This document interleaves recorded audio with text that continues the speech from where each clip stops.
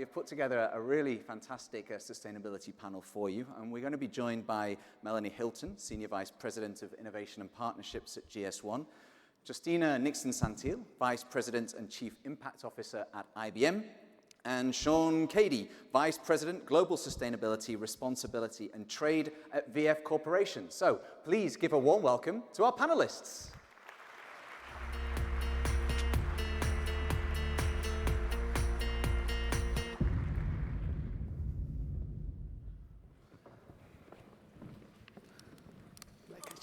You could have come the other way. Right, guys, so how do you feel following that? It's a tough act to follow. Yeah, right? Pretty high bar. We're going to have to keep the energy up. So yeah, let's dive straight in. Fortunately, we've got a lot to talk about and a lot to discuss.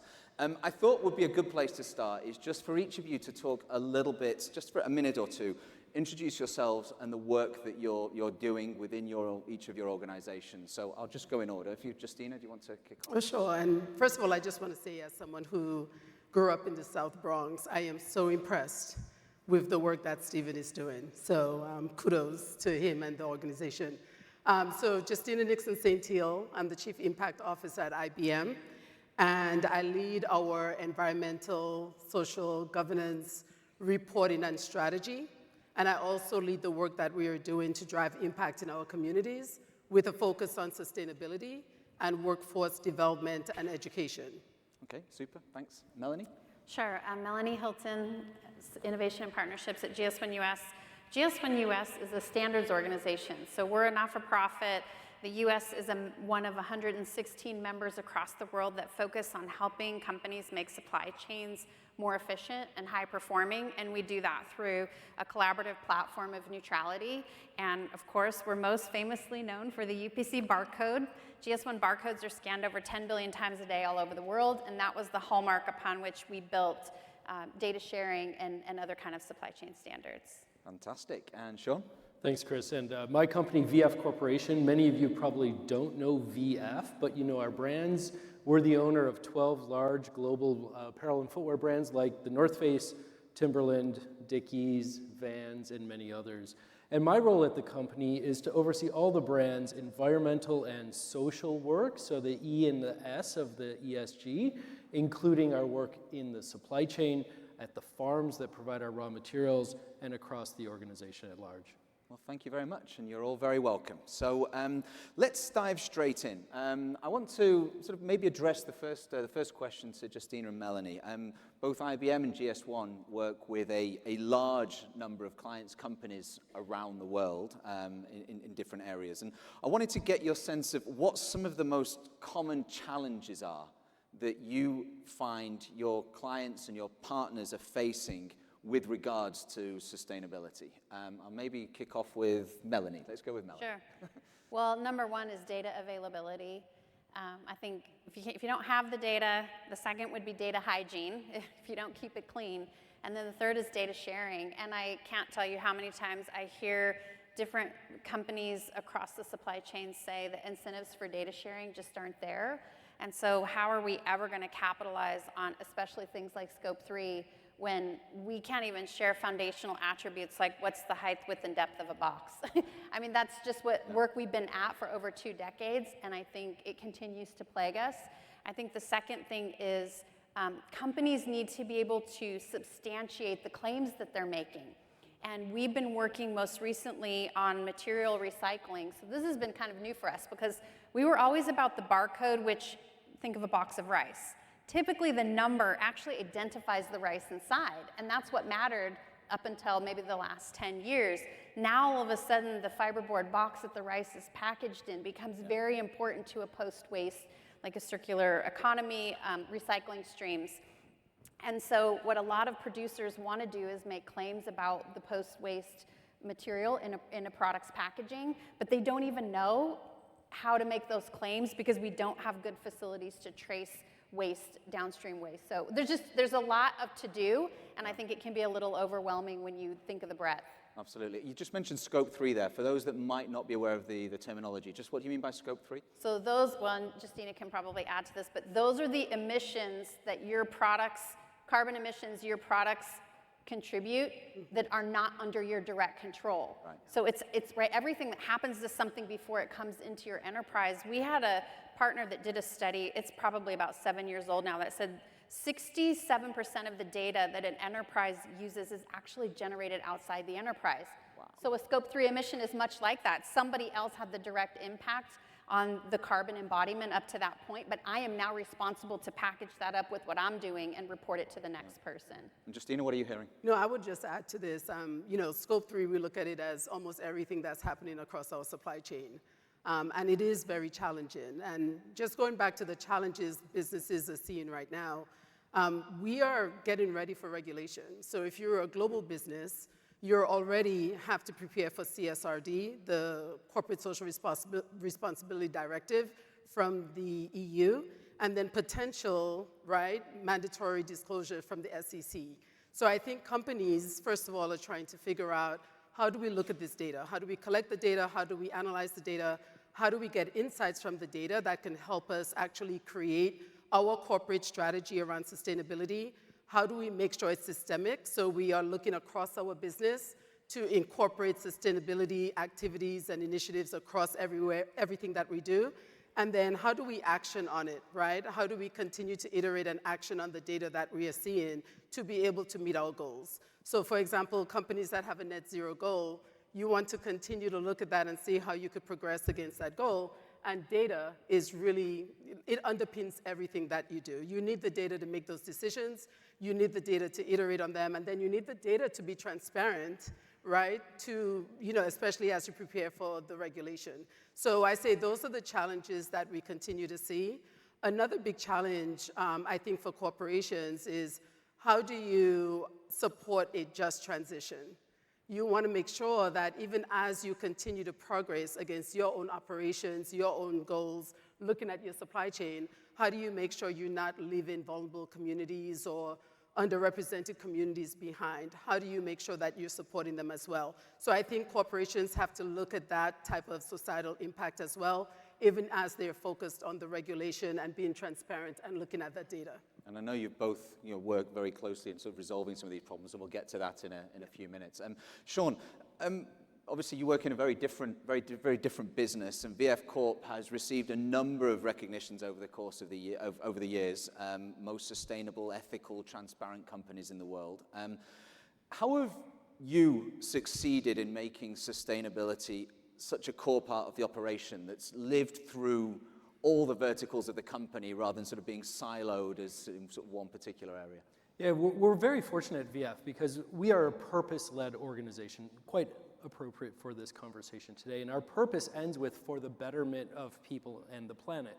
And so while each of our 12 brands have their target consumer and their value proposition for that consumer, the enterprise as a whole is purpose-led for the betterment of people and planet. And that aspirational goal aligns everybody across the organization, and in addition, the ecosystem of all the players that enable our business to thrive, including our supply chain partners, our vendors, our farmers, our investors, and the broader stakeholders around our community. And so that enables us to have a common language on sustainability, a common aspiration, and work plans every year that people ladder into to drive real change. And how is that led in the organization? Who's driving that? Is that you? Is it CEO?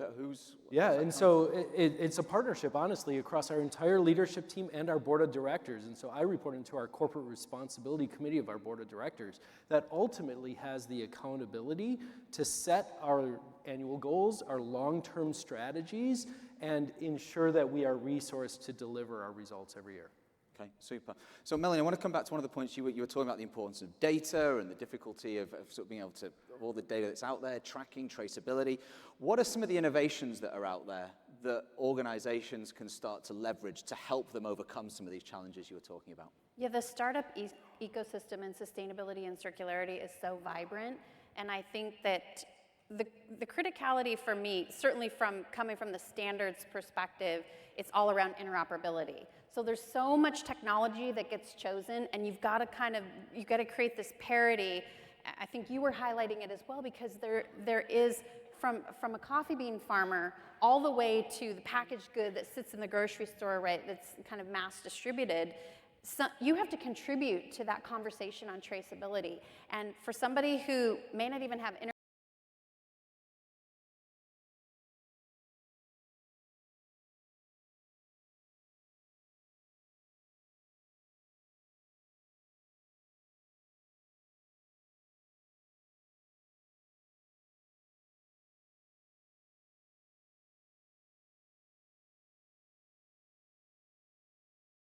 not that you should go do that on a regular basis, but the idea that you can know the location that something was harvested and the level of data that a DNA tag can carry is 3,000 times that of a barcode. So I would say moving past those one-dimensional barcodes has been foundational. We've got to get to the point where the amount of data that anyone along the chain is interested in can be accessible to them.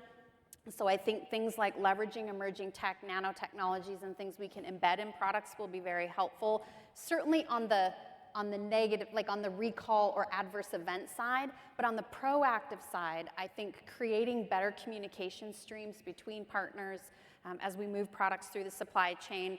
And the other thing too is a lot of reporting platforms that are serving very specific needs. And I think, you know, Justina, just building on what you said around regulation, you have a couple things happening to digital product passport regulation in the EU, which is coming to a theater near us as well. And even in the US, we just had our board meeting yesterday, so I got to listen to a lot of executive input.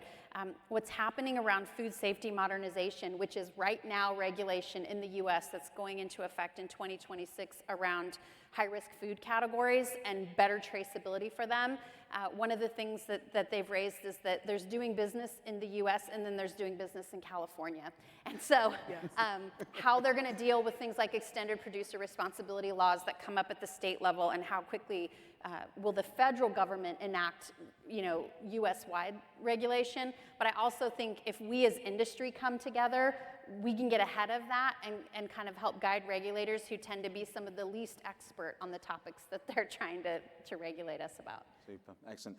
Sean, I wanted to maybe give us sort of a practical perspective or understanding of how you at VF Corp are trying to meet the challenge of understanding not only these direct environmental impacts that we were talking about before, but also these indirect sort of scope 3 impacts as well. How are you managing to do that? Yeah, sure. And it's a huge challenge. It's quite complex right now. So we're a product-based company. We produce and sell 400 million products a year, and the vast majority of our carbon emissions occur because of our products. So scope 1, if you have a smokestack with smoke coming out, that's scope 1. Scope 2 is from your electricity purchases, and everything else is scope 3. And so for us, 99% of our emissions are scope 3, and 70+% of those occur in the supply chain, so the extraction of raw materials and the production of our products.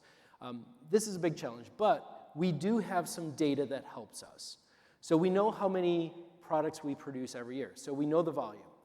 We know the raw materials we use, and our raw materials come from, let's be honest, the earth or an animal. So wool comes from an animal, leather comes from an animal, cotton comes from the earth, rubber comes from rubber trees. And so we can trace, as you've heard already, back to the origins of those raw materials. I'll give you a big challenge. Let's take a Timberland yellow boot. I'm sure many of you have a Timberland yellow boot in your closet somewhere. I hope so. If you don't, please buy one. So the two main components of a Timberland yellow boot, anybody guess? It's rubber for the outsole and leather for the upper. Well, we can trace the rubber back to rubber plantations in Thailand. That's where the rubber comes from. Taps on rubber trees like maple syrup. And we can work with those farmers and the cooperatives to make the rubber farming practices more regenerative there, reducing the impact on that Timberland yellow boot shoe. That rubber comes directly into the shoe. It doesn't go anywhere else. So we know whatever we do on the farm can be attributable to carbon reductions on the product. But now let's look at the upper, the leather, the yellow leather upper on that Timberland boot. Where does it come from? Well, we trace it back to cattle grazing in Missouri. True story. comes from cows that are grazed in Missouri. But I have a question. We know cattle grazing is carbon intensive, right? Methane production, land use, water runoff, et cetera. But tell me, if we know the carbon emission of a cow, what amount of that carbon emission is attributable to us, to the leather, to the hide that comes off? I don't know. If you know, please let me know. We think it's based and proportional to the value of the meat versus the value of the hide, and that's how we kind of calculate the emissions of a cow that is attributable to a yellow boot. But we still need more data, and we still need more open source data sets that allow us all to converge on how to manage the complexity of Scope 3 data. Super, excellent. Justina, I want to maybe change tack a little bit, going back to the, sort of the technology, but I know at IBM, you are big leaders in the field of AI, and we were talking about AI earlier in the session with Peter Diamandis as well. I'm intrigued to get your thoughts on how you see the role of AI in helping the pursuit of net zero. Yeah. So, so we've had a long history with AI. Recently,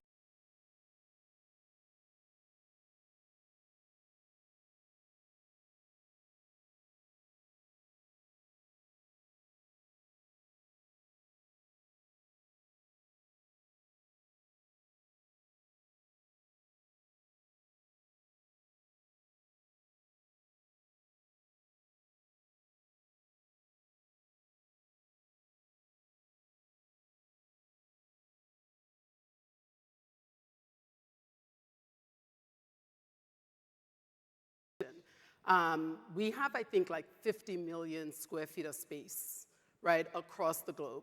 IBM is a very big global company, I think 280,000 employees or so. And when you look across all of our buildings, all of our space, we're able to collect data across all of those, locations so that we can actually look at the insights and proactively figure out where can we reduce emissions, where can we reduce water consumption, where can we reduce energy consumption, and overall you end up reducing your emissions. And I think that's where data can be very helpful there. And then it's not just the data, it's the insights you can gather from it.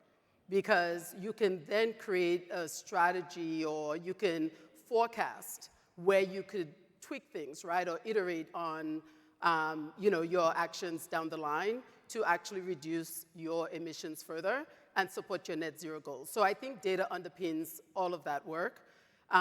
In addition to what we're doing around net zero, we're also looking at how do we use data to support like vulnerable communities, right? Or communities that are really being impacted by environmental threats and climate change. So we have a solution, a platform called the Environmental Intelligence Suite, and that has weather and climate data, and it's all based on geospatial data as well. And we're able to give nonprofit partners and governments and other partners access to that platform so that they can forecast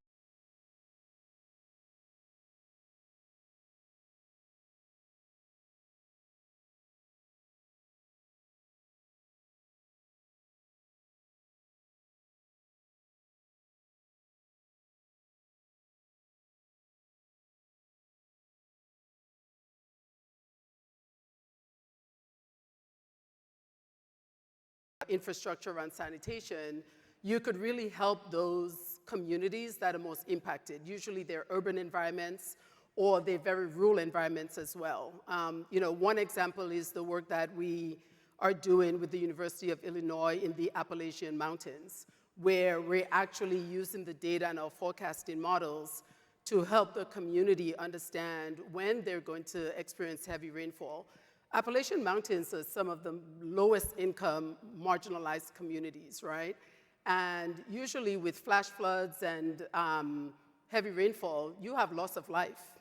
You have, an economic impact as well. So if you can work with them and make sure they understand how to use the data, how to forecast, what changes they need to make to be prepared for that, you can really have a very significant positive impact. And that's where I was going back to, whether it's just transition or, some of the work we do, we call it environmental justice, however you want to look at it, how you use data to make, those decisions and how you can positively impact community has to be a part of the work that corporations do as well. Work, and yeah. data makes a huge difference there. Yeah, absolutely. Melanie, I was looking at doing some research for the panel before we came, over the weekend, and I found a KPMG study that found that while 70% of millennials are ready to change their buying habits in favor of environmentally friendly products, only 26% actually trust brands' environmental and sustainable claims. So, question to you is, how can brands start building more trust among their clients and consumers when it comes to sustainability and avoid falling into this trap of greenwashing and green hushing and all of these kinds of topics? Yep, probably just building on themes we've already talked about, but one of the things that we believe, especially as you look at data systems now, which are becoming more distributed. So there was probably a time where we were moving to a lot of centralization and giant databases in the sky. The first iteration of cloud in the 90s. I guess we've got a new iteration now. But as we move to distributed data systems, you really have got to create this notion of links and access. So if I want to understand fair trade cotton claim being made by a company like VF, I first want assurance that the claim has a trust anchor behind it. That's usually the certification agency that issues it. The second thing is I want to know, is that actually in good standing? Because the way claims are exchanged today is a lot of PDF documents, and nobody knows whether they're still accurate or not. So I think tools that actually will analyze a lot of our, I think in transition, our paper-based processes and confirm, is the data actually still accurate? But this notion of trust anchors, and so one of the things we've been working on, pick up any packaged good that you've purchased recently and look at how many claims are made on it. Non-GMO project verified, gluten-free, now you see free of the top 9 allergens, free of the top 12 allergens. Claims are just growing and growing because the consumer wants to be connected with. And these are the brands' ways of connecting. But the people who sit behind those claims have to be able to get those claims into the hands, whether that's a buyer, because the other thing is we had a very significant social media platform that was just launching their commerce product, Ask Us, how do I ensure that consumer electronic products are safe? I want to know that the UL listings that companies are claiming about their products are in fact accurate and in good standing. And so I think that's going to be a big part of this. And so just for the technology nerds out there, we're working on a project around verifiable credentials, which are actually cryptographically self-evident pieces of digital data that don't require central databases or any sort of special access, that a consumer can verify really using a QR code, but even a business can verify. So if I'm B2B, before I list a product, I want to be able to validate those claims, but if I'm a consumer, it's actually going to increase the layer of trust, but it's also going to make it pretty democratized in that it won't require heavy lift on the consumer side to be able to validate a claim. Yeah, because you're absolutely right. I mean, we see fair trade and ethically sourced, and almost, there's so many now, you kind of, there's a danger becomes meaningless to people as well. You're just filled with all these kinds of claims on the packaging. How do you deal with that, Sean? I mean, yourself, how do you kind of make sure that, that you overcome this challenge, the cynicism that might be amongst consumers? Yeah, first what I would say is we have a very strong, robust governance team to be able to validate any claim that our marketing team wants to make on a product. And oftentimes we're saying, no, we don't have the right level of data integrity to be able to stand behind and substantiate a claim that we may want to make. But maybe let me pull back, because we see the same thing. We see many consumers saying, yes, I want to buy more sustainable products, but if you follow them into the store, their purchasing conversion is based on style and fit and performance and price, and then maybe sustainability. And so we've pivoted a little bit, and I would say 10 years ago, I would have said to you, I would have a vision that consumers would care more today than they did before. But actually what I think is working for us is sustainability becomes part of the brand promise. And so if you buy a North Face jacket, you can be assured that North Face is doing everything they should, whether it's around human rights or water pollution or carbon emissions or sustainable raw materials, that they can to enhance the promise of that brand to the consumer. And I think that's actually more powerful today than a long list of labels and claims, whether it's fair trade or responsibly sourced or zero carbon, et cetera. Yeah, because you're absolutely right. There's probably a few people in the audience sitting here going, yeah, all this sounds great, but I know that if I'm cheaper than my competitor, I'm going to sell more. Yeah, so, I mean, what would you respond to them? Someone that's with that kind of attitude. Of course, especially in the economy we're facing today, right? We see that elasticity change in consumer purchases. But at the end of the day, for us, as a company with strong integrity and strong ethics, we're going to stand behind that brand value proposition. We're not going to damage or even risk damaging the brand reputation by shortcutting our environmental or our social responsibility efforts to uphold the brand and the promise to that consumer. Justina, what are your thoughts on this? The greenwashing problem, the green hushing problem.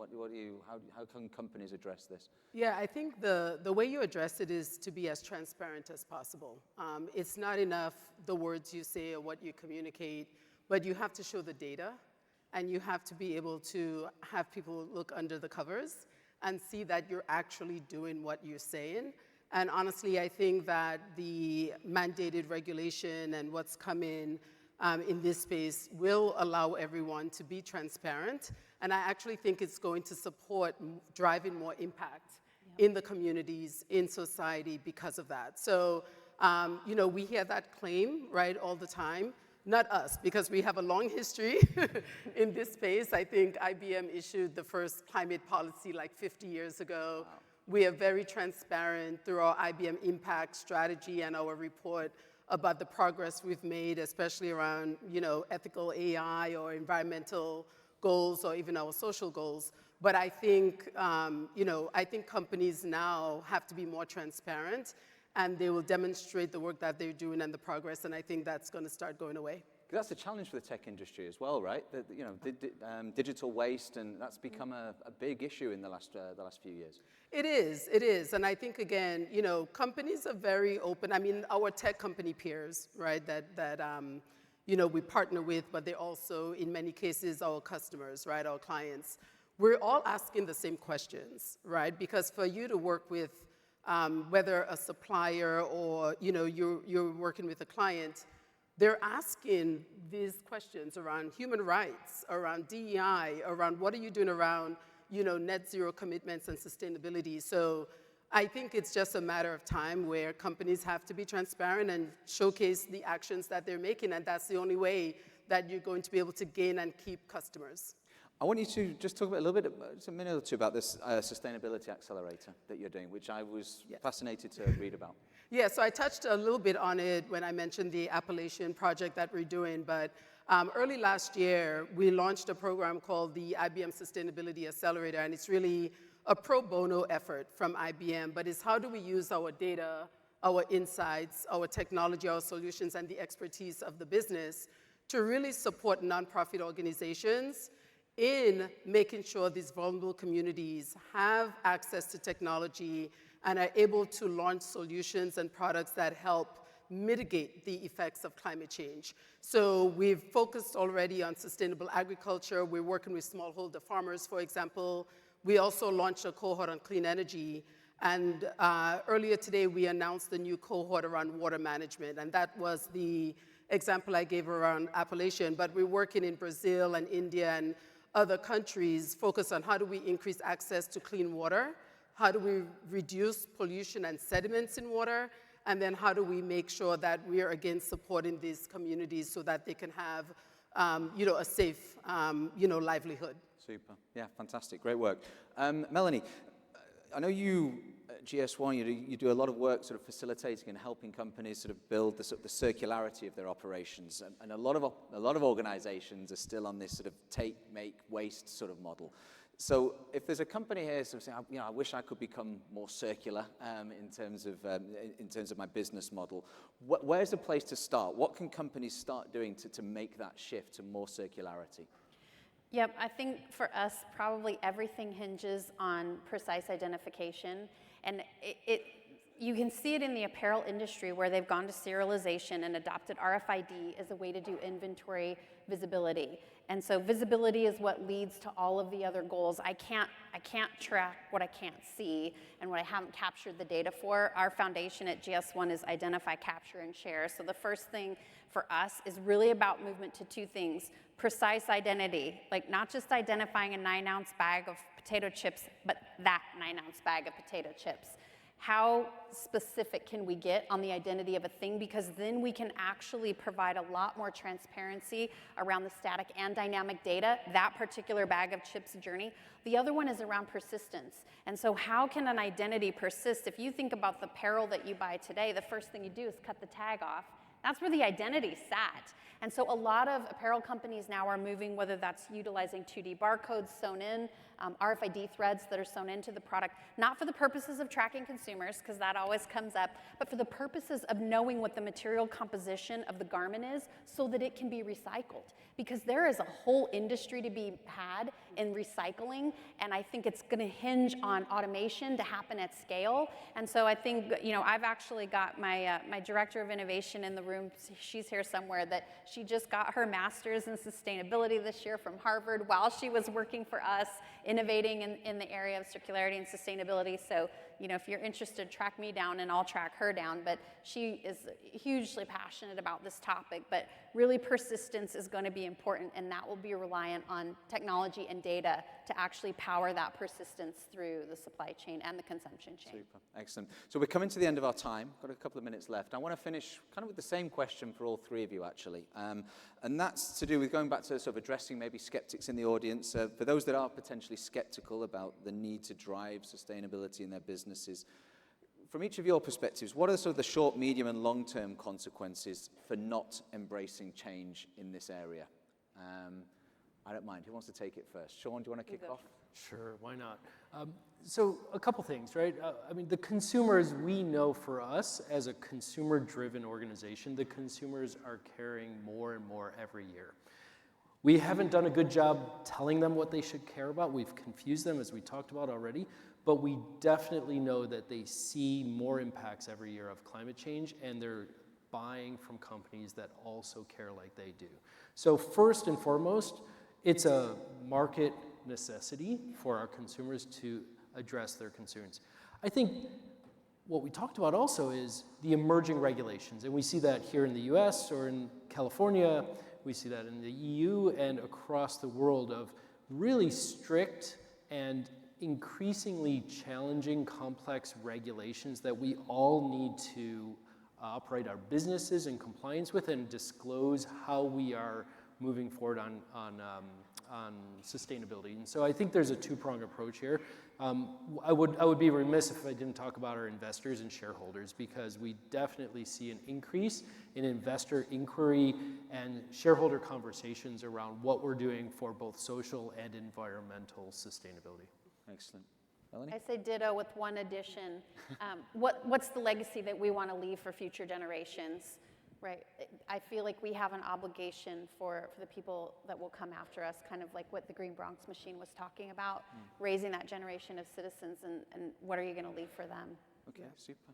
Same. I think, when you think about sustainability, you have a number of different stakeholders, right? You have your clients, you have investors, you have regulators, you have society at large, your communities, and your employees. So I think it's imperative that we all have to focus on this, right? Because employees are asking, right, why should I stay with your company? Or even as you're trying to attract new talent, what are you doing across these different initiatives, right? The E, the S, and the G. And then also clients are requesting the data, as I mentioned before. So I think it's a business imperative. I think, companies have to focus on this. And long term, I think it's also going to be profitable. So I think it makes sense to do it. And of course, how you support society needs to be, one of the biggest areas that you focus on as well. Fantastic. Well, it's an important and ongoing conversation. Sean, Melanie, Justina, thank you so much for having it with us today. Ladies and gentlemen, your sustainability panel.